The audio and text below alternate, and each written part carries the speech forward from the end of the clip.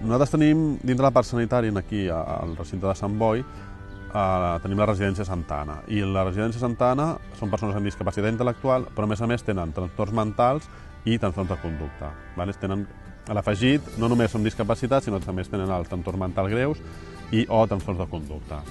Significa que són una població lleugerament diferent del que és la població amb discapacitat intel·lectual sense trastorn mental.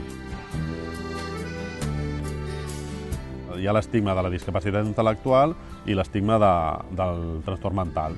Llavors, amb aquestes persones s'ajunten els dos estigmes a nivell social, hi ha com la imatge d'aquestes persones que junten aquests dos estigmes. I significa dificultats a l'hora de la integració social, de viure a la comunitat, perquè són persones que, al tenir la discapacitat, també el trastorn mental cursa diferent. A vegades són persones més impulsives, es donen més trastorns de conducta que en població general, per la dificultat a vegades de poder expressar les coses, de poder sostenir, de poder-ho compartir.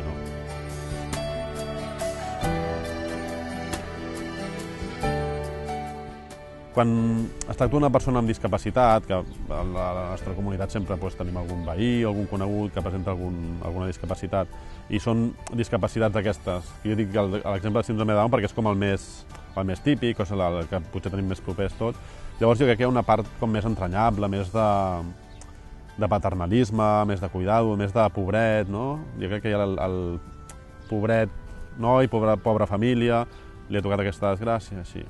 Llavors, quan parlem de població amb discapacitat i trastorn mental, la cosa canvia una mica. Però jo crec que l'estigma del trastorn mental aquí agafa un pes molt rellevant i és bastant semblant, penso, que les persones que tenen el trastorn mental, no? El desconeixement, el pensar que aquesta persona en un moment donat pot fer una cosa que no controla, la por, el que surt a les notícies.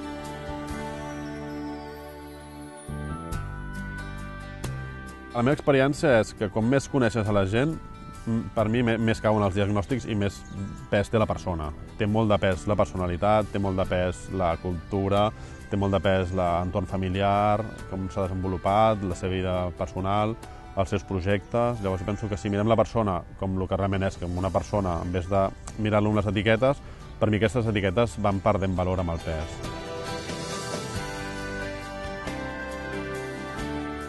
En compte que són persones que necessiten una ajuda, que per això estan aquí, estan vivint en una residència i necessiten un acompanyament.